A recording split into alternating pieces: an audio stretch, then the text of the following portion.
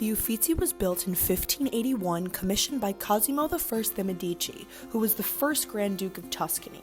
Its initial use was being the administrative and legal offices of Florence. It is now known as an incredible art gallery with collections of sculptures and paintings from the Middle Ages to modern times, with an emphasis on Renaissance art. Hi everyone, my name's Valerie Ryan. I'm outside of the Uffizi Gallery in Florence, Italy right now, and I'm going to be showing you the top 10 things you must see when you visit. Coming in at number 1, the Botticelli rooms. Sandro Botticelli was an Italian painter of the early Renaissance who strived to portray perfectionism and accuracy of figures. You can find 2 of his most famous paintings here, La Primavera and The Birth of Venus. Although the meaning of La Primavera is unclear, it represents a celebration of love, peace, and prosperity, and with its magnificent detail, it is a must-see. Just a few steps away, you'll find The Birth of Venus. It illustrates the goddess of love when she is just born and arrives on land on the island of Cyprus. It embodies the idea of hope and rebirth.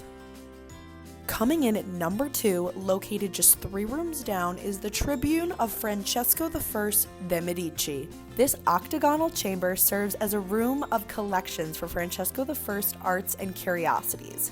The interesting part of this room is its connection to Mother Nature. The floor is a flower of inlaid marbles to represent earth. The red velvet walls represent fire. The ceiling is embedded with 5,780 mother-of-pearl shells from the Indian Ocean, and the lantern at the top serves as a weather vane representing air. Now for number 3 on our list, as you move through the second corridor, take a peek outside the window.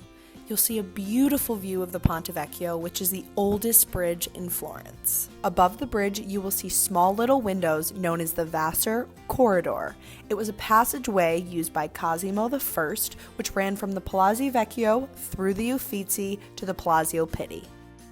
After soaking up the beautiful view, head down the hall to the Leonardo da Vinci room.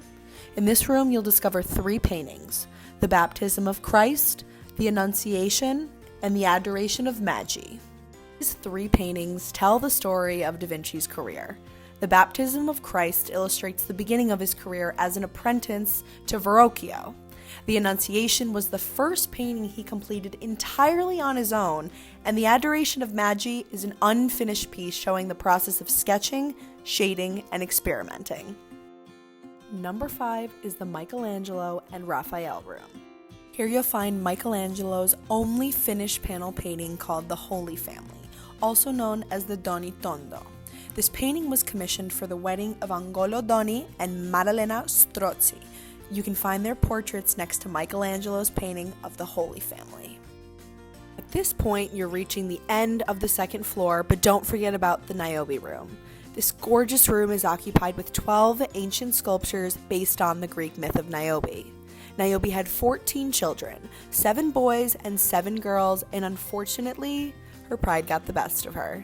These sculptures represent her deceased children who were sent to be killed by Artemis and Apollo. At the end of the hall, you'll find 2 large paintings by Peter Paul Rubens.